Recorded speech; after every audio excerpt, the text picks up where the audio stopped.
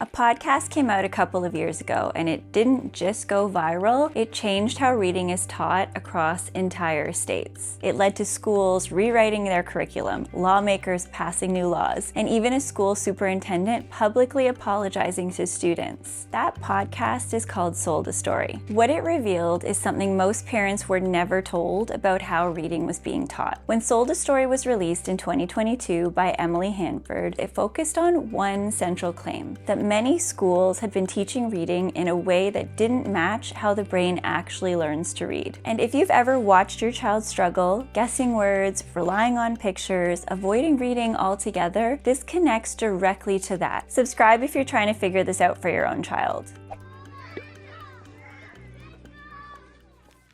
At its core, the podcast showed something simple but uncomfortable. A lot of early reading instruction was built around the idea that kids could figure out words using pictures, context, and the first letter of the word, instead of actually sounding the word out. Now, on the surface, that can look like it's working. Kids can get through books. They look like they're reading. But underneath, they're not building the system that they need to read independently. And that's the gap.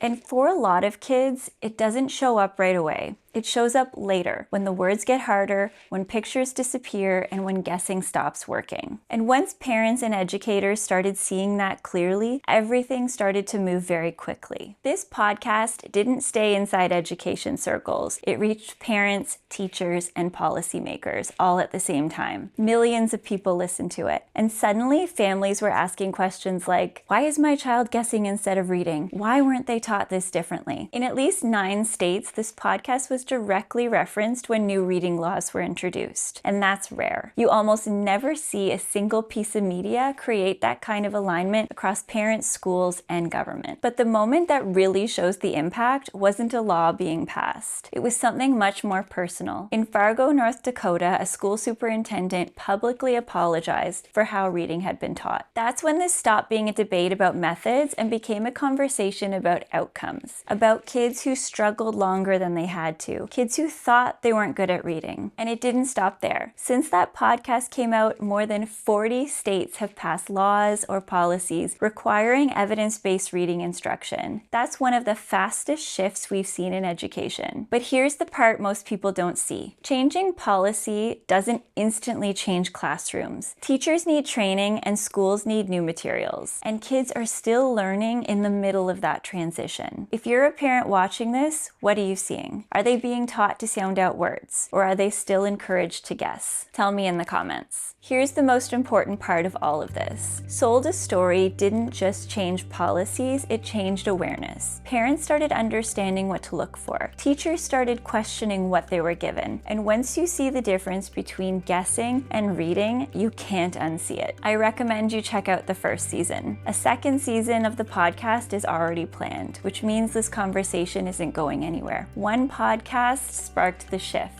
But what actually matters now is what happens in classrooms and at home every single day. Because when kids are taught how to actually read words, that's when reading starts to feel easier, and that's when confidence starts to build.